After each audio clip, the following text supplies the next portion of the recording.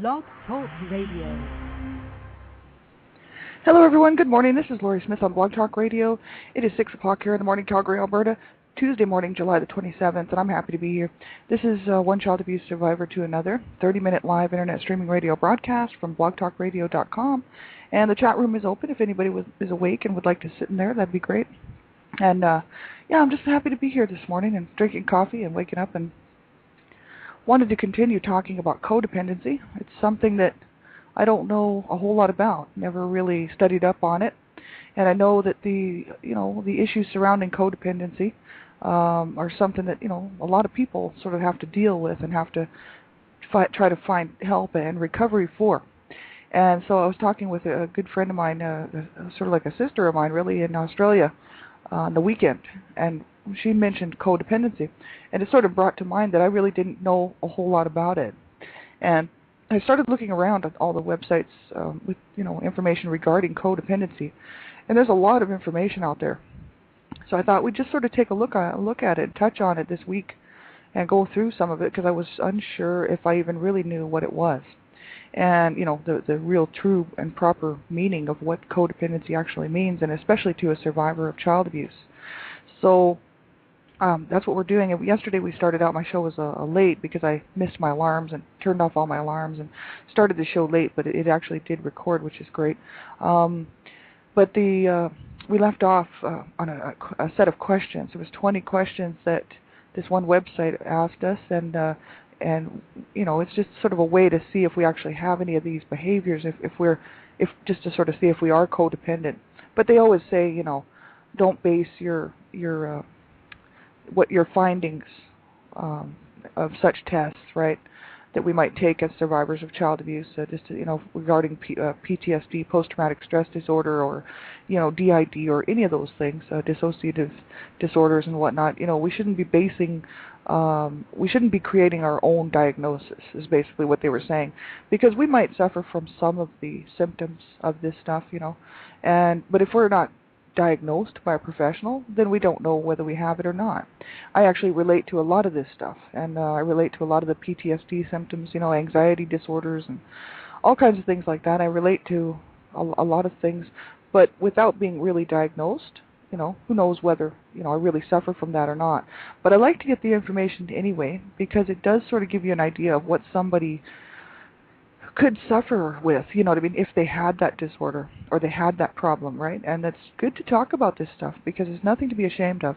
And, it's not our fault quite often, the fact that we suffer from some of this stuff, right?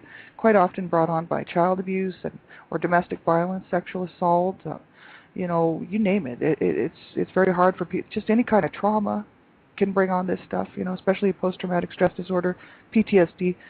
Trauma, of any kind is very hard on people. So whether it's like a natural disaster, a plane wreck, a car wrecks, an illness in a family, an illness in ourselves, a job loss, seriously, anything that causes a person to react, with fear and upsetting us to the point where we can't function, could be kind of like trauma. And so many people suffer with that type of stuff. So it's so important to get help, right?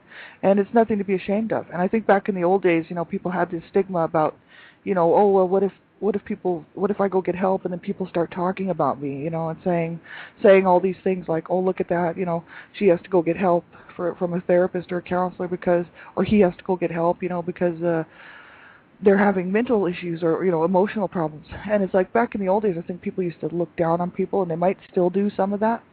But, when it comes to our health and our mental health and the way we feel about this life and ourselves, it doesn't really matter too much what other people think.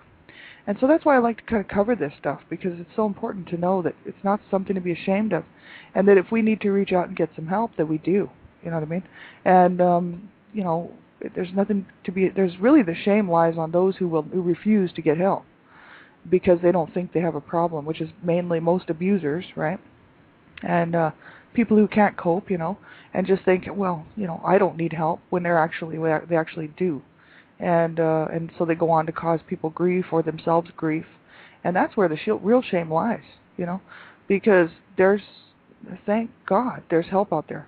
And I didn't realize this. Even 3 years ago, didn't realize that there was so much help out there. And sadly enough, it's still not enough for survivors, of child abuse and whatnot. If you have lots of money, I'm sure it's fine. But if you don't have lots of money and you have to go through the government red tape to get help, to access the type of health care necessary, whether it's counseling, therapy, treatment and whatnot, can be quite hard on people if they don't have money, because they're having to go through all the hoops and the red tape of the government assistance, which obviously would make it hard on survivors, right? But anyway, no matter what, we have to keep reaching out for help. We have to keep looking for those avenues and those paths that will lead us to that help, and continually search it out and seek it out. I really believe that it's up to us to do it. No one else is going to do it for us. And if you run into a brick wall, then just turn and go another direction and keep on going. That's just my belief on everything, right? Because there is always something that will come up that will cause us to not be able to access what we need. And I would say to keep going, keep talking about it, keep making noise, and don't give up. Don't ever give up, right? So we're going to continue talking about this morning. I'm not a professional counselor or therapist. I have no certificates in those areas, right? I'm just a private citizen who pays to do my own blog talk shows. And, the topics of abuse are very sensitive, and especially for survivors. It could trigger you, and we don't want this, right? So if you're not feeling very strong in your healing journey and you just feel like, this information on my show could trigger you, then you must turn the show off. And you can always listen another day, right? The archives will be here. You can always tune in when you feel stronger and you feel like you'd be able to handle the information. And so if something is triggering you or bothering you, please turn the show off and then get some help, right? Don't suffer in silence and sit and suffer alone, right? That's so sad, and that's what I did, and that's why I'm doing what I'm doing, right? So, and young people under the age of 18, I ask that you have someone, okay it, that you can listen to my shows. There's a lot of adult content on here, and ultimately it's about saving children's lives and stopping child abuse. But we all know that there's a lot of sick people out there. There's a lot of child sexual predators out there that are just looking to get a hold of children. And so I really promote online safety for children and for young people. So, anyone under the age of 18, just due to the fact that there's a lot of adult content on my shows, I would ask that you would have someone listen to the show with you, and then they could help you make the decision on whether it's something you really should be listening to.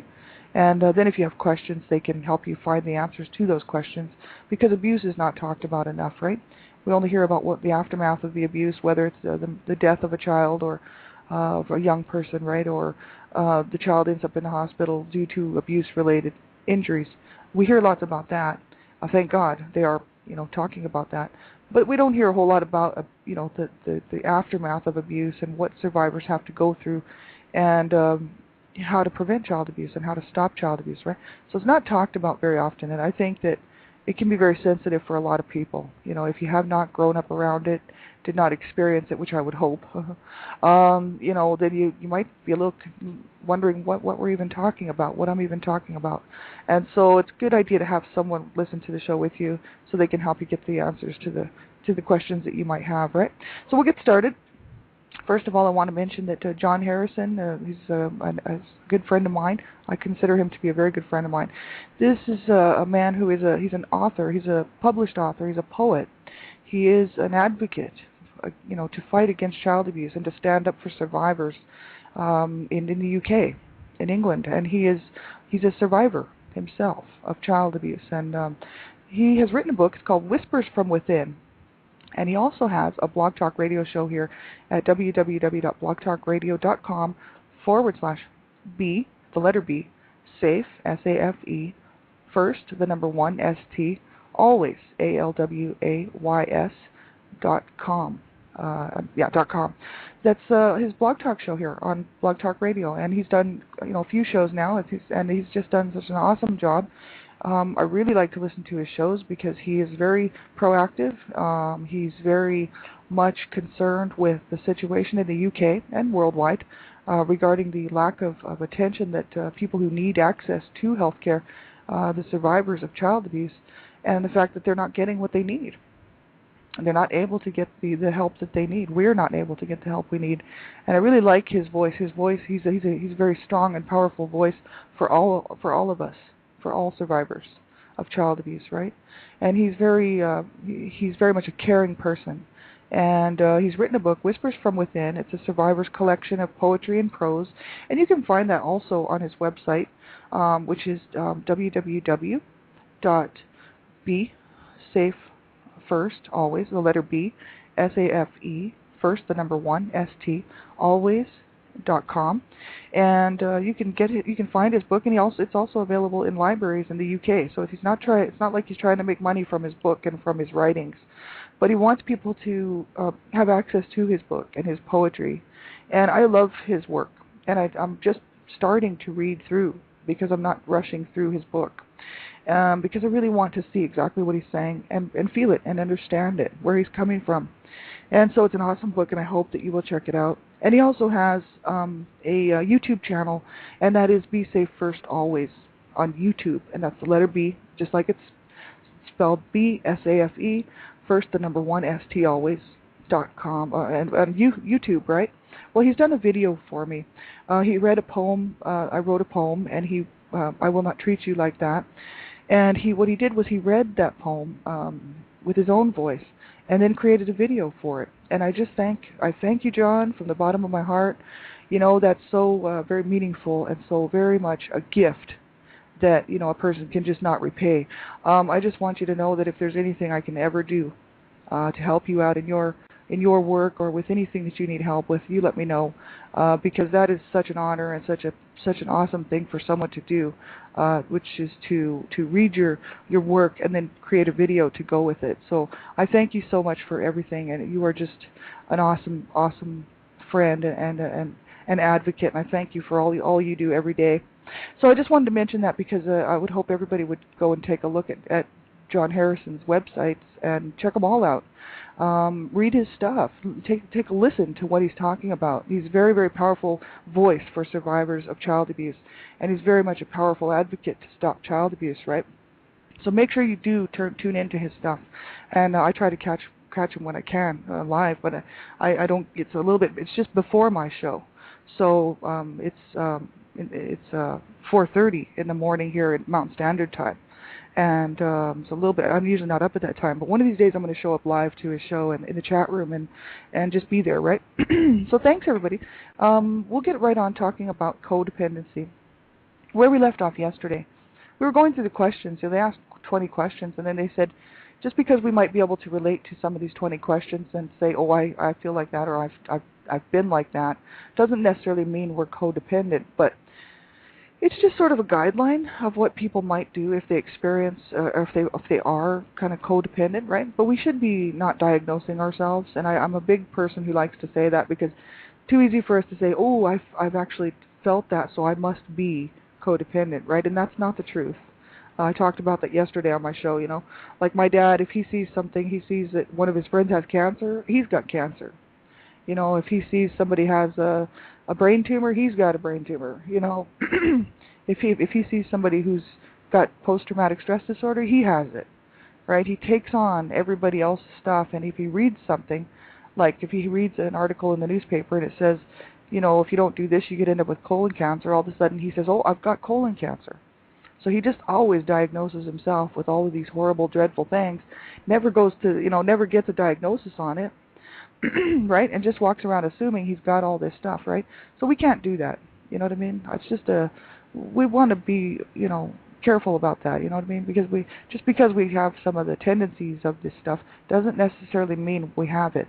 So that's why, you know, it's a good idea to go see someone, you know, if we think that we have something like codependency going on or PTSD, just reach out and get some help, you know, and find out if you actually are suffering from that or not, right? And only a professional would be able to tell us that.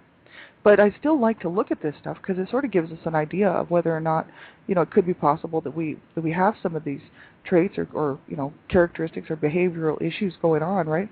It's quite actually sad to see that, you know, what trauma and child abuse does to people. But as a survivor, you know, we need to talk about it because too many people want to push it under the carpet. They want to silence our voices, right? Because they don't want to hear about it, and that's just too bad. Because we're going to keep talking, and we're going to keep talking, and more people will be able to hear that they're not alone, And sadly, and you know what I mean, it'd be nice if there was just ever one person on the planet that was ever abused, right? They might feel lonely, but then they'd be thankful that no one else had to go through that.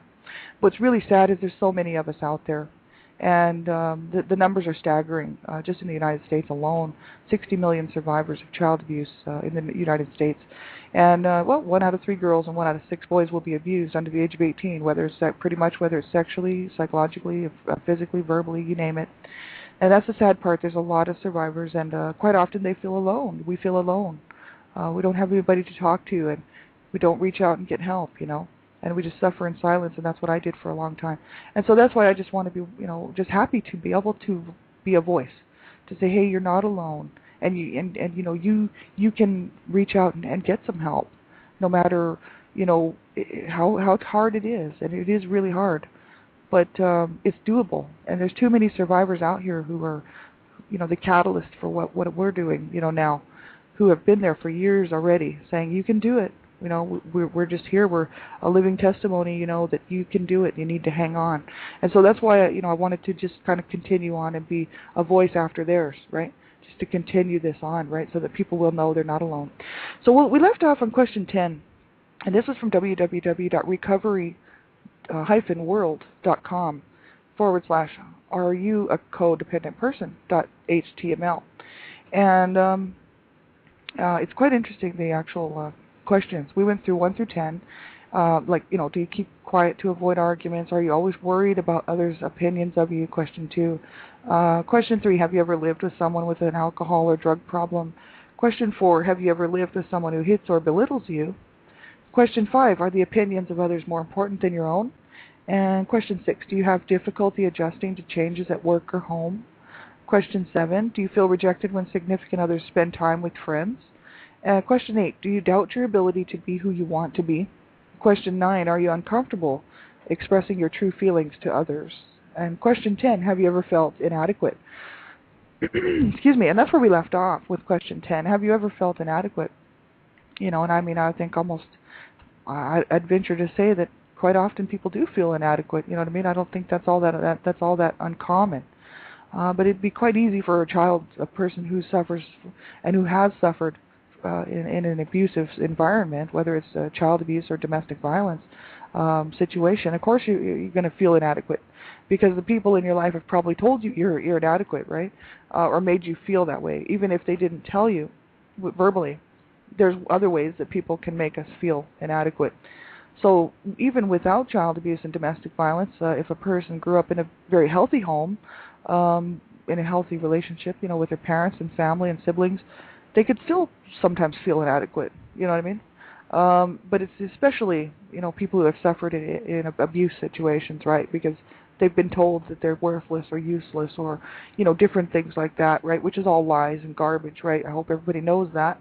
You know, I had to live with that my whole life, and those words would go around and around in my head, and I thought, you know, that's not true at all. I'm not. I am worth something, and I am useful.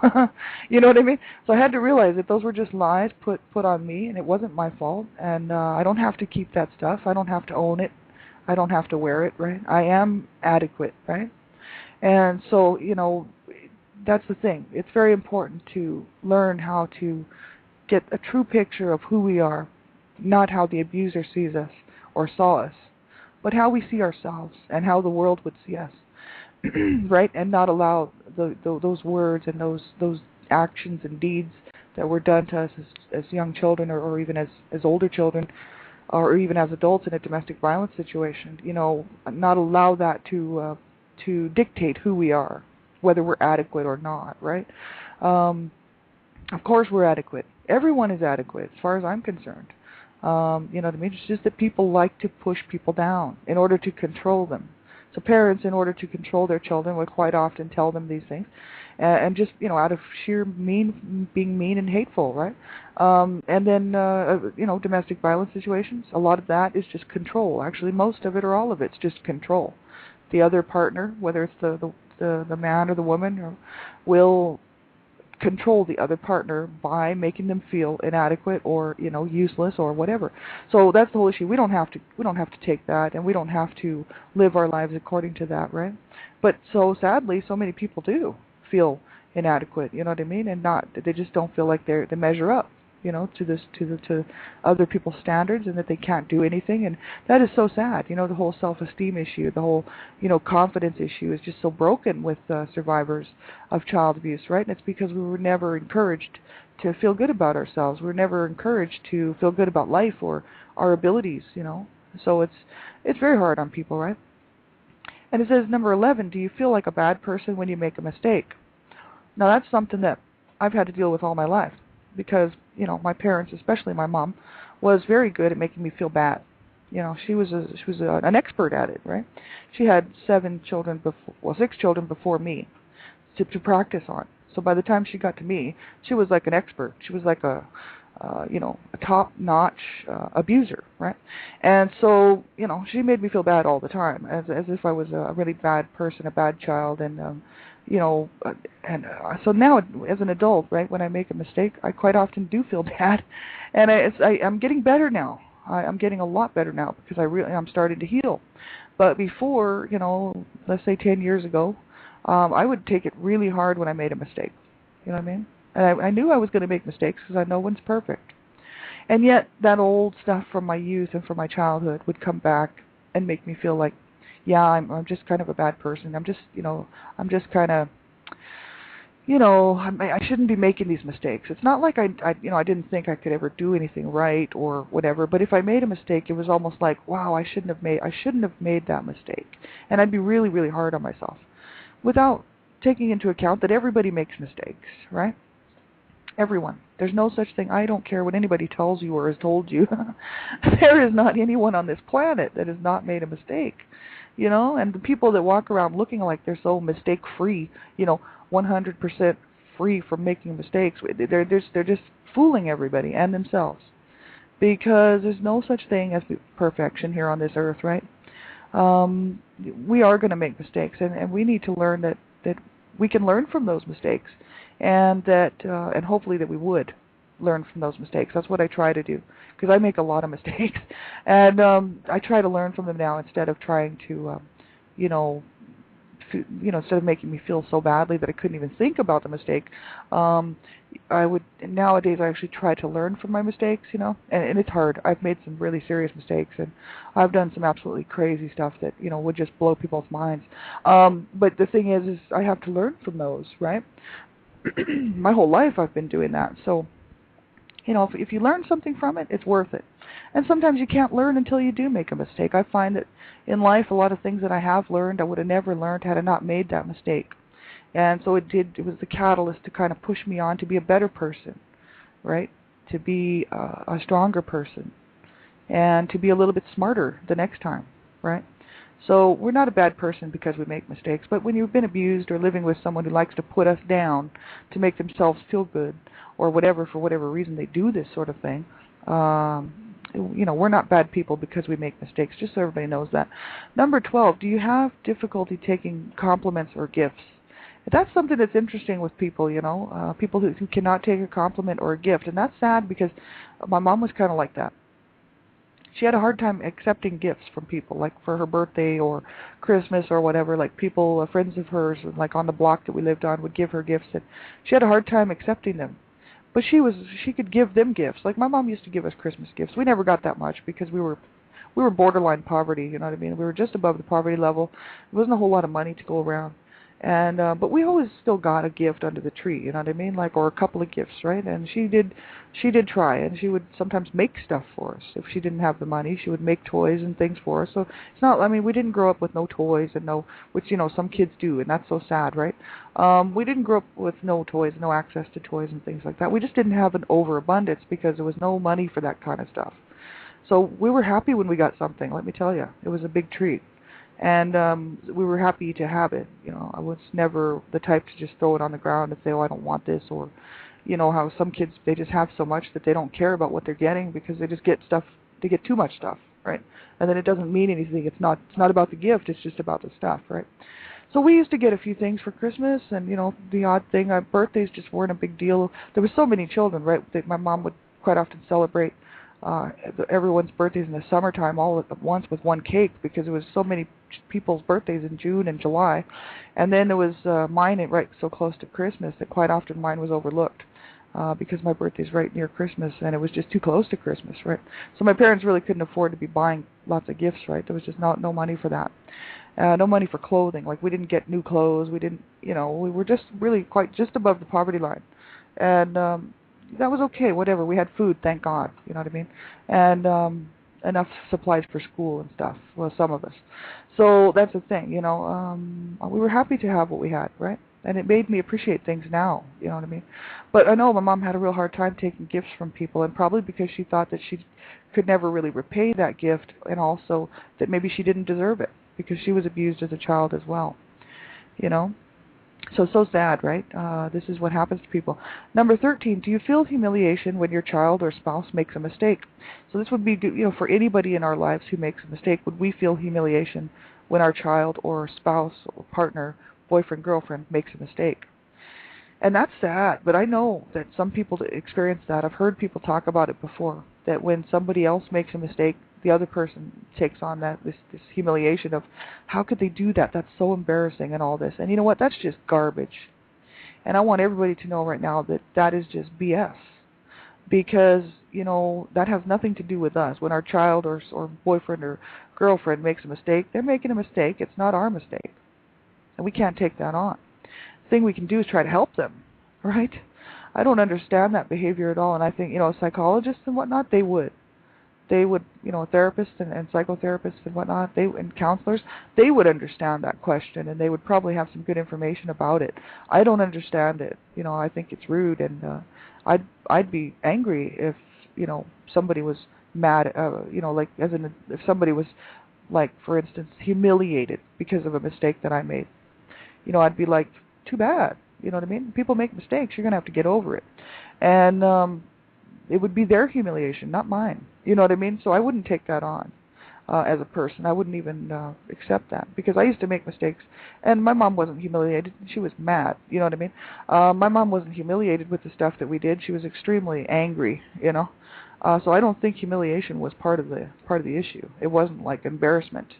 It wasn't like to say, oh, look what my sons have done, robbing banks and hurting people and whatever they were doing, trying to blow people's homes up. I don't think it was humiliation that she was angry. I think she was just angry because they were acting up and out of line, and she didn't want to have to deal with it. You know what I mean? So it wasn't like humiliation. But I know I've seen this in other people, and it's really weird behavior for sure. And it's unfortunate because, where's the love? Where's the compassion? When your child or your spouse, somebody makes a mistake, you got to have compassion for people and realize that, hey, they make mistakes because you do too. And that's where I think that lies, is that the person doesn't want to admit that they make a mistake. So no one in their life should be making mistakes too, because then it's embarrassing, see. And it's like, well, get a grip. You're going to make mistakes, and you are not perfect, and I'm not perfect either. No one's perfect, so there we go. And once we can say that, then we can all admit that we need help once in a while to get things done, and we need help, and we do make mistakes, and we are going to have to work through them and sometimes pay the consequences, which I've had to do over my life, and that's the way it goes. But you hope you learn from it, right? And question 14, do you think people in your life would go downhill without your constant efforts? That's an interesting question. We'll leave off there. I've got about a minute left. We'll continue that tomorrow. Questions 14 through 20 is very interesting.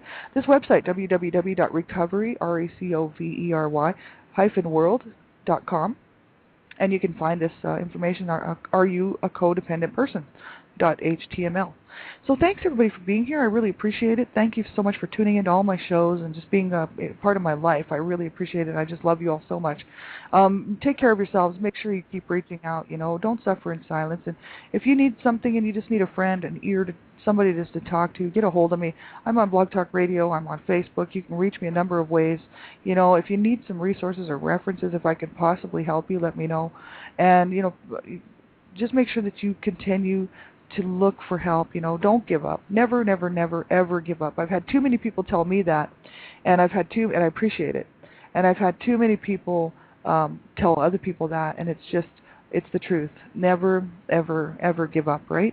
We can do this, and we can keep on walking it out, and we can walk towards our freedom and our healing, right? So make sure that you never, ever, ever give up, and take good care of yourself. And if you need something, get a hold of me. I'll be on tomorrow morning, One Child Abuse Survivor to Another, 6 o'clock a.m., and I'll be on tonight with Donna Shear on Dreamcatchers Talk Radio, www.blogtalkradio.com/Dreamcatchers at 10 p.m. Eastern Standard Time. We'll be on for an hour. So take care, everybody. Have a great day. Bye-bye.